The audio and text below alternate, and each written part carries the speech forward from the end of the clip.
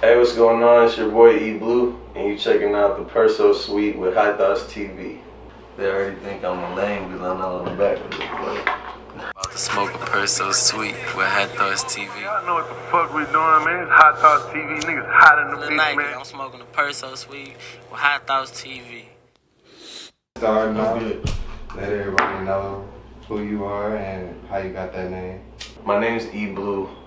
It's actually like a crazy story as to how the name came about. Because the guy that was helping manage me at the time, I didn't have shit going on, but I was in a group before I did my solo stuff. So when I left the group, I wanted to like rebuild my whole identity and like be my own artist. And I was in a duo within the group as well. So most people knew me for the group, right? I didn't have like my own name. People called me Easy just growing up. So I wanted a name that they could just kind of represent me on the artist tip. And my creative ass manager at the time was like high as hell listening to Bon Iver or however you say it. And he came to me one day and he's like, bro, I just heard him say this crazy ass like lyric, and it was, I'm not even gonna tell you what it is. I don't want nobody to go looking for no 1-2 songs I might have dropped under the name. But he thought it was this crazy phrase, this crazy lyric. He went and looked up the lyric. It had nothing to do with what he was saying at all. So he's like, bro, that should be your name. And I was so like in a rush to get it that I was like, yeah. And then people would be like, what's your name? And I never wanted to say it. The shit just was embarrassing as hell. So I got to the point where I was just like, bro, you know what? Blue was in the name, right? Like Blue, it was some shit Blue. And when people asked me, I would either just say Blue or just wouldn't even just answer the whole joint. So I just got to the point where I just put my initial E at the front of it. I was like, Bleu. People already call me Blue just because one was like, what's your name? I was like, Blue. Yeah. No, whatever. It was just so uncomfortable for me to say. I'm like, I'm not gonna have a whole career when I can't even tell somebody my name. This shit sound whack. And I just put an E in front of it, and then it just stuck, bro. Like for a while, I didn't even love it. I wanted to change it, and I think it just became so me that people call me E, people call me Blue. It just came to the point where I'm like, fuck it, it's too late to even change the shit now.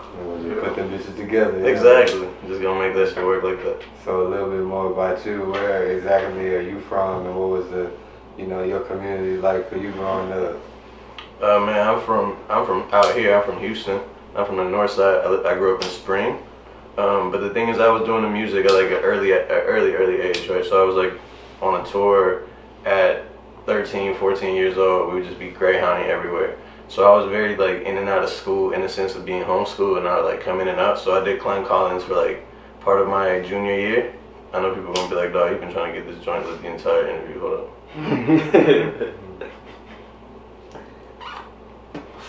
I went to Klein Collins for probably like a couple months of my junior year, and then I went right back. I signed another independent situation.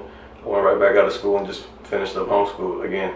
So as far as school, like if people always ask me like what schools, I didn't have like a certain school I was at for a long ass time, but I was in the neighborhood all the time, you know. Yeah. Shit, that being the case, you know what I'm saying? How would you say that not affected you, but influenced you in terms of like being able to talk to people?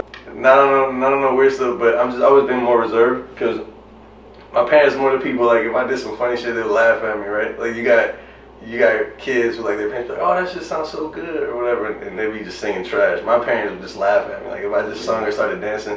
So I always kind of had that like I don't want to do too much shit around people, and that was even outside of school. I've always been kind of reserved, kind of on my own thing.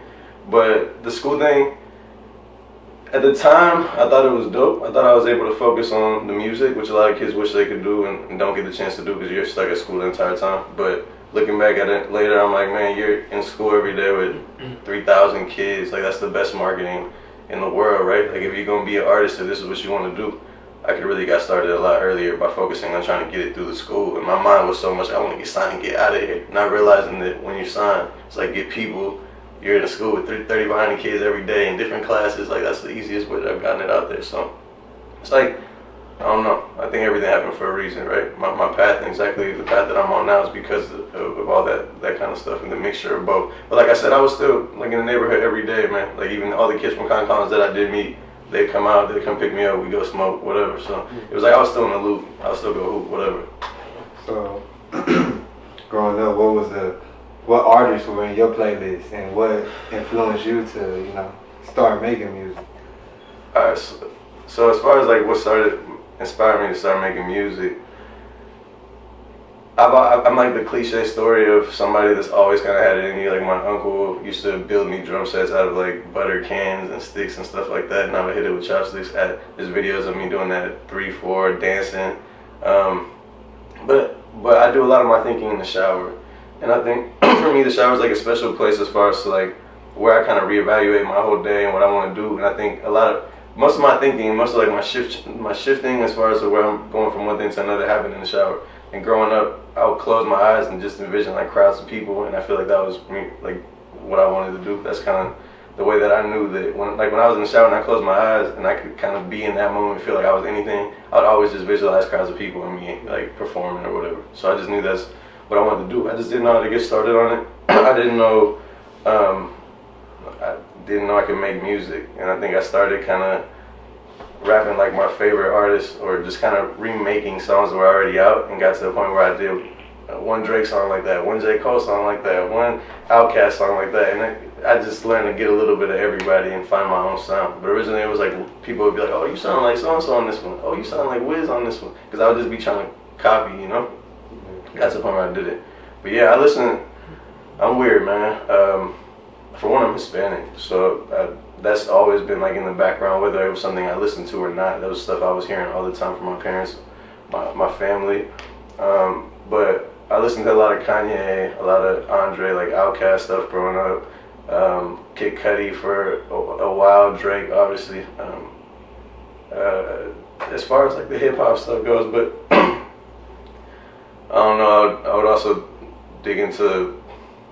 I'd have to really look through my phone, probably tell you some stuff that I still listen to. Because I'm not even somebody that listens to new stuff all the time. I still listen to them and stuff that I was listening back then with, a mixture of stuff. But yeah, as far as like hip hop, definitely like Kanye, J. Cole, Kendrick, like the typical, right? Yeah. It's a random question, but it was on my soul to ask you, so I'm gonna ask you. For sure. What's your opinion on time? Like, is it real? Time? Yeah. Man, I think my opinion is I try not to give that too much thought, because I know that I won't find the answer. I'm just going to find a bunch of people's opinion and perspective. So what I do know about time is that it's all I got. I think that there's people that fall so much into the cycle of what life is, right? Like, you got to make money, you got to feed your family, and you'll be thinking like, damn, did I send that email out tonight? Damn, I gotta do that in the morning. Boom, boom. You just attaching your day, and it'll be months and weeks of you just in the detail. You look back and you're like, the only thing that really matters is me walking on this damn earth. I'm not even thinking about that. I'm thinking about all this. Did I do this? Did I pay this bill? Have I done this? Have I turned this in yet? You're so caught up in the cycle that you're not even realizing that this is all you got, right? And I think regardless of who you are, regardless of who you want to be, that's something that I talk to them about a lot too. It's like, we can live our whole lives waiting on a certain moment, and that's cool. You want more out of life. You want to make impact while you're here. You want to chase something, but you have to make sure that the day to day is still something you enjoy. Something that this is all you got, bro. That day might not come. You see it every day. There's always a tragedy happening somewhere. Some homeboy got something happening, and we have this like subconscious thought that it just never happened to us, right? That life just happens to feel eternal because we wake up today feeling like yesterday, but you're not realizing over time it should just whatever. So I just try to make the most of my time here, bro. I try to find a system that I enjoy and make sure I'm not that person that's like, oh, it's cool that my life's trash right now because I know that when this shit hit 2 years from now, I'm going to be good. And then I get ran over tomorrow and my shit over. So just want to enjoy what I got, bro. Whatever it is I got, I'm going to make something of it. I'm going to have fun while I'm here. And even if that's me dying, chasing the man I wanted to be, I think that was fulfilling to me because I wouldn't have wanted it no other way. I think life's over the moment that you stop chasing the guy you always saw in the mirror, right? If you look in the mirror, you feel like, this is what I want to be. And then the moment that you kind of accept it, you're going to cut that short, or you're just going to give up on it and chase something else because it's been taking too long. I think that's the day life over. You just kind of like, whatever, I don't got nothing to live for. Just trying to survive now.